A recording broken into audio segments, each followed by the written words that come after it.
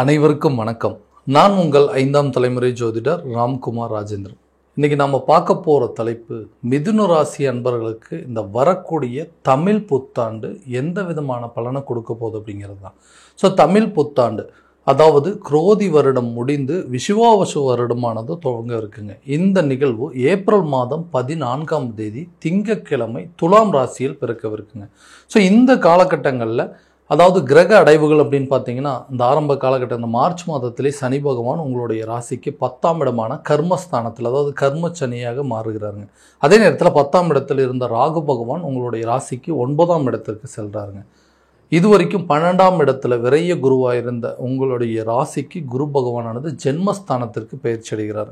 இந்த 4ஆம் இடத்தில் இருந்த கேது பகவான் விலகி 3ஆம் இடத்துக்கு பயிற்சிடார். ஸோ இதுதான் இந்த வருடத்தினுடைய ஆண்டு கோள்களுடைய கிரக பயிற்சி, கிரக அடைவுகள் அப்படின்னு சொல்லலாம். ஸோ இந்த காலகட்டங்கள், இந்த விஷுவாவசு வருடம் மிதுன ராசி அன்பர்களுக்கு எந்த விதமான அற்புதங்கள் மற்றும் சிறப்பு பலனை கொடுக்க போகுது அப்படிங்கிறத தெளிவாகவும் விவரமாகவும் இந்த காணொலியில் பார்க்கலாங்க. நம்ம சேனலை ஃபஸ்ட் டைம் பார்க்குறவங்க அந்த சப்ஸ்கிரைப் பண்ணிக்கோங்க, பெல் பட்டனை கிளிக் பண்ணி ஆல் அப்படிங்கிற ஆப்ஷன் கொடுத்துக்கோங்க. ஸோ மிதுன ராசி அன்பர்கள் புதன் பகவானை அதிபதியாக கொண்டவர்கள், ரொம்ப டேலண்டட் பர்சன்னே சொல்லுவாங்க. ஏன்னா ஒரு விஷயத்தை ஒரு தடவைக்கு 4 தடவை யோசித்து அதை கரெக்டாக செயல்படுத்தி அதில் வெற்றி காணக்கூடிய ஒரு ராசிக்காரர் அப்படின்னு சொல்லுவாங்க. எல்லா விஷயத்தையுமே பார்த்து தாங்க செய்கிறோம். என்னோடய விஷயத்தில் எந்த விதத்துலையும் தெரிஞ்சோ தெரியாமலோ ஒரு சில தவறுகள் நடந்துடக்கூடாது, மற்றவங்க நம்மளை எந்த ஒரு குறையும் சொல்லிடக்கூடாது அப்படிங்கிறதுக்காக பார்த்து செய்யக்கூடிய ஒரு நபர்கள். இந்த நபர்களுக்கு கடந்த சில காலகட்டங்களாக பார்த்திங்கன்னா, வாழ்க்கையில் தான் இழந்த இழப்புகள், தான் அனுபவித்த வலியும் வேதனை அப்படிங்கிறது விவரிக்கவே முடியாதுங்க. நிறைய கஷ்டங்கள், நிறைய துன்பங்கள் அப்படிங்கிறது சந்திச்சிட்ருக்கீங்க. அதாவது உங்களால் மற்றவங்களோட வாழ்க்கை நல்லா இருக்கணும் அப்படின்னு தான் ஆசைப்பட்டீங்க. எல்லாருமே அதுக்கு தகுந்த மாதிரி தான் பண்ணீங்க. ஆனால் உங்களுடைய நிலை அப்படிங்கிறது இன்னும் அதே லெவலில் தான் இருக்குங்க. உங்களை பார்த்து சொல்லி, நீங்கள் ஒரு விஷயத்த சொல்லி இன்றைக்கி அந்த விஷயத்தை செயல்படுத்தி அவங்களோட வாழ்க்கை தரம் அப்படிங்கிறதுலாம் நல்ல லெவலில் இருக்குது. ஆனால் நீங்கள் இன்னும் அதே லெவலில் தான் இருக்கீங்க. எந்த ஒரு வாழ்க்கையில் முன்னேற்றம் அப்படிங்கிறதே இல்லாமல் இருக்குதுங்க. எந்த காரியத்தை மற்றவங்களுக்காக செஞ்சால் அது நல்லபடியாக வெற்றி அடையுதுங்க. தனக்குன்னு ஒரு விஷயத்தை செஞ்சோம் அப்படின்னா அது ஃபெயிலியர் ஆகிட்டே இருக்குது. ஏன் மற்றவங்களுக்கு செஞ்சால் சக்ஸஸ், தமக்குன்னா ஃபெயிலியரு? நம்ம நேரமே அப்படி தான் இருக்குதா? ஏன்னா எல்லாத்துக்குமே உதவி மட்டும்தான் செய்கிறோம். ஆனால் நமக்கு ஒரு உதவி அப்படின்னு கேட்டால் உதவி செய்கிறதுக்கு ஒருத்தரும் முன் வர மாட்டேங்கிறாங்க. செய்யாத தவறுக்கு தண்டனை அனுபவிக்கக்கூடிய ஒரு சூழ்நிலை அப்படிங்கிறது ஏற்பட்டுகிட்டே இருக்குது. நான் தெரிஞ்சோ தெரியாமல் யாருக்கு எந்த குறையும் எந்த பாவமும் செஞ்சதில்லை, ஆனால் என்னை மட்டும் ஏன் எல்லாருமே இந்த மாதிரி துன்புறுத்துறாங்க அப்படிங்கிற அளவுக்கு சூழ்நிலைகள் மாறிட்டுருந்துச்சு. இதனால் என்னாச்சுன்னா, எல்லாத்தையும் விட்டு பிரியக்கூடிய ஒரு சூழல் அப்படிங்கிறது, மனைவி, மக்கள், குழந்தைகள், பிள்ளைகள், பெற்றவங்க எல்லாத்தையுமே விட்டு விலகி தனியாக நிற்கிற மாதிரி சில சூழ்நிலைகள். யாருமே உதவுறதுக்கு முன் வரலைங்க. அந்த நிலை அப்படிங்கிறது, மற்றவங்களுக்கு நல்லது மட்டும்தான் செஞ்சானா எனக்கு யாருமே செய்கிறதுக்கு தயாராக இல்லை. அதாவது எனக்கு மட்டும்தான் இந்த மாதிரி ஒரு சூழ்நிலையா, இல்லை எனக்கு மட்டும்தான் வாழ்க்கையில் இந்த மாதிரிலாம் நடக்குதா, எல்லாருக்குமே நல்லது நடக்கும்போது எனக்கு மட்டும் ஏன் இந்த மாதிரி கெடுதல் நடந்துட்டுருக்கு, என்னுடைய நேரம் அப்படி இருக்குதா, இல்லை என்னோடய ஜாதகத்தில் ஏதாவது பிரச்சனை அப்படின்னு சொல்லி நிறைய விஷயங்கள் யோசிச்சுட்டே இருக்கிறது. ஒரு தொழிலை நினச்ச மாதிரி அந்த விஷயத்தை செய்யவும் முடியல, அதில் ஒரு லாபத்தை சம்பாதிக்க முடியல, கரெக்டாக நினச்ச மாதிரி ஒரு வேலைக்கும் போக முடியலைங்க. இதனால் வீட்டில் குழப்பங்கள் ஜாஸ்தியாகிடுச்சு, மனைவி மக்களிடையே பிரச்சனைகள், ஒரு தொழிலில் சரியான விதத்தில் பண்ண முடியல, பார்ட்னர்ஷிப் மூலமாகவும் நிறைய பிரச்சனைகள் வந்திருக்குது. சரியான ஒரு நட்பு வட்டாரத்துலேயும் ஒரு நல்ல அனுகூலம் அப்படிங்கிறது இல்லை நமக்கு கிடைக்க வேண்டிய சொத்து பத்துக்கள் அப்படிங்கிறதால கிடைக்கவே இல்லை. ஒரு சொத்துக்கள் மூலமாக அதை விற்று அது மூலமாக ஒரு லாபத்தை பார்த்து அந்த லாபத்திலேருந்து சில பிரச்சனைகள் தீர்த்துக்கலாம் அப்படின்னா கூட எதுவுமே என்னால் பண்ண முடியல. எதனால் இந்த ஒரு தடுமாற்றம், இந்த நிலை எப்போ தான் மாறும் அப்படின்னு கேட்டிங்கன்னா, கண்டிப்பாக இந்த வரக்கூடிய தமிழ் வருடம் வாழ்க்கையில் நிறைய மாற்றத்தை கொண்டு வரக்கூடிய ஒரு காலகட்டமாக இருக்க போகுது. ஏன்னா குறிப்பாக சொல்லப்போனால் இது வரைக்கும் 12ஆம் இடத்துல இருந்த குரு உங்களுக்கு ஜென்ம குருவாக மாறுறார். அதாவது சுயஸ்தானத்துக்கு குரு பகவானுடைய பயிற்சி. 10ஆம் இடத்துல சனி பகவான், அதாவது கர்ம சனி என்று அழைக்கக்கூடிய. ஸோ இது மிகப்பெரிய நிகழ்வுகளாக இருக்க போதுங்க.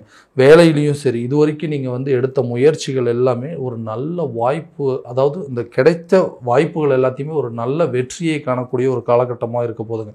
வேலை மாற்றத்துக்கு ஏதாவது முயற்சி பண்ணிங்கன்னா கூட அந்த வாய்ப்பு கரெக்டான விதத்தில் உங்களுக்கு அமையுங்க. ஒரு தொழிலை புதுசாக தொடங்கணும் அப்படின்னு ஆரம்பிச்சிங்கன்னா கூட அந்த தொழிலை தொடங்குவதற்கான சில வாய்ப்புகள் அப்படிங்கிறது நிச்சயமாக உருவாகுங்க.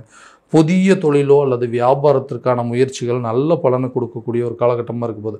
நியூ பிஸ்னஸ் கண்டிப்பாக ஸ்டார்ட் பண்ணாங்க, இல்லை பிஸ்னஸை வந்து எக்ஸ்பேண்ட் பண்ணுறதுக்கு, அதாவது விரிவுபடுத்துறதுக்கான முயற்சிகள் அப்படிங்கிறது இந்த காலகட்டங்களில் கண்டிப்பாக இருப்பீங்க. தொழிலில் நல்ல ஒரு லாபகரமான சூழல் அப்படிங்கிறது கட்டாயமாக ஏற்படுத்த போதுங்க. அதே மாதிரி உத்தியோகத்தில் இருக்கக்கூடியவங்க பணி இடத்திற்கு, அதாவது உங்களுடைய வேலை விஷயத்தில் புதிய பொறுப்புகள் மற்றும் பதவிகள் கிடைக்கக்கூடிய ஒரு காலகட்டமாக இருக்க போதுங்க. கூட்டு தொழிலை விட்டுட்டு புதுசாக வந்து சொந்தமாக நீங்களே அந்த பிஸ்னஸை வந்து ஸ்டார்ட் பண்ணுற மாதிரி சில சூழல் அப்படிங்கிறது வரும். இது வரைக்கும் பார்ட்னர்ஷிப் பிஸ்னஸ் பண்ணிகிட்டு இருந்தேங்க, அந்த பார்ட்னர்ஷிப்பில் வந்து சரியான விதத்தில் வந்து எனக்கு ஒரு அண்டர்ஸ்டாண்டிங் இல்லாமல் இருக்குது, அதனால் பிரச்சனைகள் தான் நாளுக்கு நாள் அதிகமாகிட்டே இருக்குது அப்படின்னா, அந்த பார்ட்னர்ஷிப் அப்படிங்கிற ஒரு விஷயத்தை விட்டுட்டு நீங்களாக சொந்தமாக சில விஷயங்கள் பண்ணக்கூடிய ஒரு யோக காலமாக இருக்க போதுங்க. வேலை ரீதியாக அதே மாதிரி தொழில் ரீதியாகவும் வெளியூர் மற்றும் வெளிநாடுக்கு உண்டான சில பலன்கள் அப்படிங்கிறது ஏற்படுத்துங்க. ஒரு தொழிலில் வந்து இடம் மாற்றம் சம்மந்தப்பட்ட விஷயங்கள் கூட, இது வரைக்கும் ஒரு இடத்துல ஒரு பிஸ்னஸ் பண்ணிட்டு இருந்திருப்பீங்க, அந்த பிஸ்னஸை வேற ஒரு இடத்துக்கு ஷிஃப்ட் பண்ணுறதுக்கான முயற்சிகள் கூட இந்த காலகட்டங்களில் கண்டிப்பாக நல்லபடியாக இருக்கும்.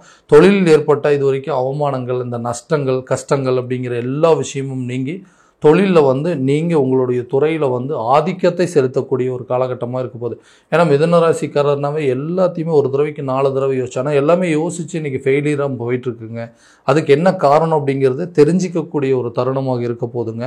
உங்களுடைய சுய கௌரவம், மரியாதை, அந்தஸ்து எல்லாமே உயரக்கூடிய ஒரு காலகட்டமாக இருக்க போகுது. ஜென்ம குரு அப்படின்னு சொல்லும் போதுங்க, இது வரைக்குமே வந்து எந்தெந்த விஷயத்தை நீங்கள் இழந்தீங்களோ, உங்களை பார்த்து மற்றவங்க ரொம்ப ஏளனமாக பேசியிருப்பாங்க, உன்னால் எதுவுமே பண்ண முடியாது, நீ எல்லாம் ஜீரோ, உன்னால் எந்த ஒரு காரியத்தையுமே செஞ்சு முடிக்க முடியாது, நீ எல்லாம் ஆரம்பிக்கிறதுக்கு மட்டும்தான் முடியும், ஆனால் உன்னால் சக்ஸஸாக கொண்டு போக முடியாதுன்னு நிறைய பேர் உங்களை பார்த்து சொல்லியிருப்பாங்க.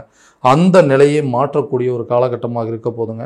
பார்ட்னர்ஷிப் பிஸ்னஸ்லேருந்து சொந்தமாக ஆரம்பிக்கிறதுக்கோ அல்லது வந்து சொந்த தொழிலில் இருக்கிறவங்க பார்ட்னர்ஷிப்பில் புதிய கூட்டாளிகளை சேர்த்துக்கொள்வதற்கான சில வாய்ப்புகள் அப்படிங்கிறது கட்டாயமாக உருவாக்கக்கூடிய ஒரு தருணமாக இருக்க போதுங்க.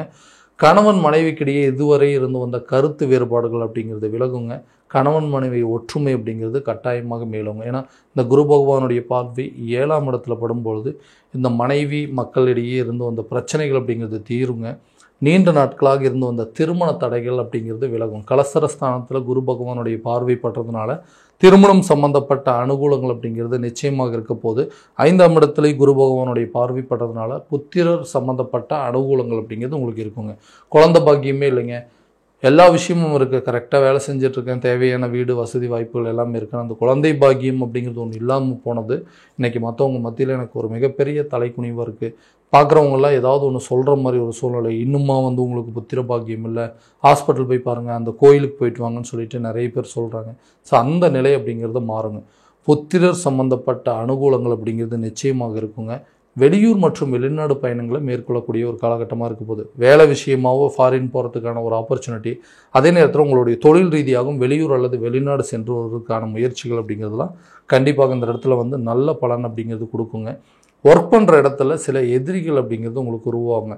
நீங்கள் வேலை செய்கிற இடத்துல உங்களுடைய ஒர்க்கர்ஸாக இருக்கட்டும் அல்லது உங்களுடைய சுப்பீரியர் ஆஃபீஸராக இருக்கட்டும், அவங்க கூட பேச்சுவார்த்தைகள் சில நேரத்தில் வந்து கவனமாகவும் எச்சரிக்கையாகவும் இருக்கணும். தேவையில்லாத சில வாக்குவாதங்கள் அப்படிங்கிறது கண்டிப்பாக ஏற்படுங்க. அதே போல் இது வரைக்கும் வந்து வழக்குகள் சம்மந்தப்பட்ட விஷயங்கள்லாம் வெற்றி காணக்கூடிய ஒரு காலகட்டமாக இருக்க போது.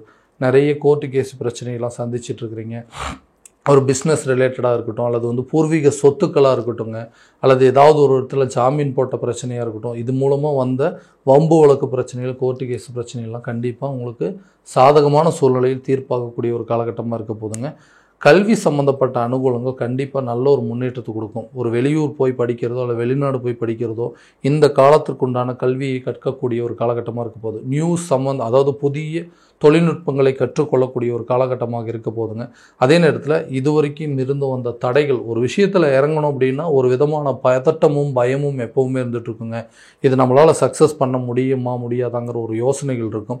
அந்த தடுமாற்றங்களை உடைச்சி எறிஞ்சு அதில் வெற்றி காணக்கூடிய ஒரு காலகட்டமாக இருக்க போகுது. யாரெல்லாம் உங்களுக்கு வந்து தொந்தரவாக இருந்தாங்களோ, நான் பாட்டுக்கு என்னோடய வேலையை செஞ்சிட்ருக்கான, எனக்குன்னு எங்கேருந்து தான் இந்த மாதிரி எதிரிகள் வராங்களோ தெரியல, ஏதாவது ஒரு விதத்தில் என்னை வந்து தொந்தரவு பண்ணிகிட்டே இருக்காங்க, என்னுடைய கடமையை என்னோடய வேலையை செய்ய விடாமல் தடுத்துகிட்டே இருக்கிறாங்க, இதனால் எனக்கு வந்து மன உளைச்சல்கள் அப்படிங்கிறது அதிகமாகிட்டே இருக்குது, நிம்மதியாக தூங்கவே முடியலைங்க, நான் பாட்டுக்கு என் வேலையை செஞ்சுட்டு இருந்தாலும் எனக்குன்னு எதிரிகள் வந்து உருவாக்கிட்டே இருக்கிறாங்க, இந்த எதிரிகளுடைய தொல்லைகள் அப்படிங்கிறது ரொம்ப ஜாஸ்தியாக இருக்குது, இதனால் என்னால் செயல்படவே முடியலன்னு யோசிச்சிருந்தேன்னா எதிரிகளுடைய தொல்லை விலகக்கூடிய ஒரு காலகட்டமாக இருக்க போது எல்லாத்தையுமே தைரியமாக ஃபேஸ் பண்ண போகிறீங்க. நீங்கள் உண்டு உங்கள் வேலை உண்டுன்னு இருக்க போகிறீங்க. இந்த காலகட்டங்களில் வரக்கூடிய பிரச்சனைகள் பனி போல் விலகிருங்க. அதே நேரத்தில் யாருமே உங்களுக்கு வந்து எந்த விதத்துலையும் தொந்தரவு கொடுக்காத அளவுக்கு உங்களுடைய சூழ்நிலையை நீங்கள் மாற்றிக்கொள்ளக்கூடிய ஒரு காலகட்டமாக இருக்க போது ஆரோக்கியத்தில் இருந்து வந்த பிரச்சனைகள் அப்படிங்கிறது நிச்சயமாக விலகுங்க. வெளி உணவு பழக்க வழக்கங்களை தவிர்த்தீங்க அப்படின்னா கண்டிப்பாக ஆரோக்கியத்தில் நல்ல ஒரு முன்னேற்றம் அப்படிங்கிறது இருக்குங்க. ரொம்ப அதிகமாக தூக்கம் இல்லாமல் சிரமப்படுறது அப்படிங்கிற சூழ்நிலை இருந்துகிட்டு இருந்திருக்கும். அந்த நிலையை மாறப்போகுது. கரெக்டான தூக்கம் அப்படிங்கிறது ஆரோக்கியமான அதாவது ஒரு பழக்க வழக்கங்கள் இது ரெண்டுமே உங்களுக்கு நிம்மதியான சில உறக்கங்கள் அப்படிங்கிறது கொடுக்குங்க. வரக்கூடிய காலகட்டங்களில் கண்டிப்பாக இந்த பிரச்சனைகள் அப்படிங்கிறது உங்களுக்கு எல்லாமே நல்ல ஒரு சூழ்நிலைகள், அதாவது இது வரைக்கும் இருந்து வந்த தடைகள் அப்படிங்கிறது நிச்சயமாக விலகி தொழில் ரீதியாகவும் சரி, சுய கௌரவம் அந்தஸ்து மரியாதையாக இருக்கட்டுங்க. அதே நேரத்தில் வந்து எல்லா தனம் சம்மந்தப்பட்ட பிரச்சனைகள், கடன் ரீதியாக இருக்கக்கூடிய பாதிப்புகள் எல்லாம் விலகக்கூடிய ஒரு தருணமாக இருக்க போதுங்க. ஸோ இந்த காலகட்டங்களில் எல்லாமே நல்ல விதமான பலன்கள் அப்படிங்கிறது இந்த மிதுன ராசி அன்பர்களுக்கு கொடுக்க போதுங்க. ஸோ இது வரைக்கும் நம்ம பார்த்தது எல்லாமே கோச்சார ரீதியான பலன்கள் மட்டும்தான். இந்த பலன்கள் அனைத்து உங்களுக்கு நடக்குமா அப்படின்னா உங்களுடைய சுய ஜாதகத்தை முறையான விதத்தில் தெரிஞ்சுக்கிட்டு அதற்குண்டானபடி ஒவ்வொரு முயற்சிகள் எடுக்கும்போது கண்டிப்பாக நல்ல ஒரு வெற்றி பலன் அப்படிங்கிறது உங்களுக்கு கொடுக்குங்க. ஸோ உங்களுடைய ஜாதகத்தை எங்கிட்ட பார்க்கணும் அப்படின்னு விருப்பப்பட்டீங்கன்னா கீழே தெரியிற நம்பருக்கு கான்டாக்ட் பண்ணி அப்பாயின்மெண்ட் ஃபிக்ஸ் பண்ணிக்கோங்க. அப்படி இல்லையா உங்களோட ஜாதகத்தை வாட்ஸ்அப் மூலமாக அனுப்பிச்சி வச்சிங்க அப்படின்னா தெளிவான முறையில் கணிச்சு துல்லியமான பலன்கள் அப்படிங்கிறது உங்களுக்கு தெரியப்படுத்தப்படுங்க. மீண்டும் அடுத்த காணொளியில் உங்களை சந்திக்கும் வரை உங்களிடமிருந்து விடைபெறுவது உங்கள் ராம்குமார் ராஜேந்திரன். நன்றி.